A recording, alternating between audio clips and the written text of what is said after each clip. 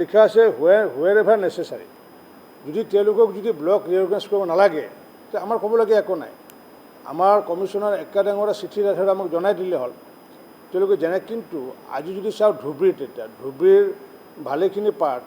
আগতে ধুবুৰীৰ লগত আছিলে এতিয়া কোকৰাঝাৰৰ লগত আহিছে গতিকে ৰিঅৰ্গেনাইজটো আমি কৰিব লাগিব গতিকে ৰিঅৰ্গেনাইজ কৰাৰ ক্ষেত্ৰত তাত এইটো আমাৰ এনেকুৱা নহয় যে আমি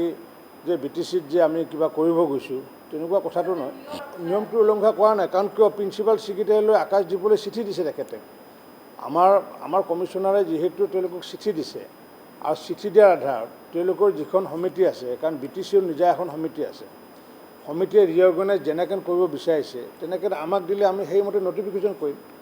নটিফিকেশ্যনটো আমি কৰিব লাগিব কাৰণ এইটো ভাৰত চৰকাৰক জনাব লাগিব ভাৰত চৰকাৰৰ MGNREGA হওক 15 ফাইনেন্সে হওক গোটেইবোৰ ব্লক ৱাইজ হয় কোনো ধৰণৰ ডিষ্ট্ৰিক্ট ৱাইজ ফাণ্ড নাই গতিকে ব্লক ৱাইজ আহে যিহেতু আমাক তেওঁলোকে জনাই দিলে তেওঁলোকে যিমানখন ব্লক আছে যে সেইকেইখন থাকক বা এইখনৰ পৰা এইখিনি কাটি দিয়ক এইখিনি সংযোগ কৰক ডিলিট কৰক এড কৰক যিটো থাকে তেওঁলোকৰ সেইটো এক্টিয়াৰৰ বিষয়ে আমি ক'বলগীয়া একো নাই এই প্ৰিন্সিপাল ছেক্ৰেটাৰী চিঠিখন দিছিলে তেওঁলোকৰ ছেক্ৰেটাৰীলৈ সেই কথাটো চাগে অধ্যক্ষ ডাঙৰীয়া হয়তো গম নাপায় মোৰ ধাৰণা যাৰ কাৰণে তেখেতে চিঠিখন দিছে তেওঁৰ চিঠিখন দিয়াটো ভুল হোৱা নাই তো ঠিকেই দিছে তেওঁ কনষ্টিটিউশ্যনেল ৰাইটৰ কথা দিছে কিন্তু মই দেখিছোঁ যে এই 30 তাৰিখে একেধৰণৰ চিঠি প্ৰিন্সিপাল ছেক্ৰেটাৰী BTCক দিয়া আছে আপুনি বিচৰা বাতৰি পাব কেৱল নিউজ 18 এপত নিউজ 18 এপ ডাউনলোড কৰিবলৈ স্ক্যান কৰক এই QR কোড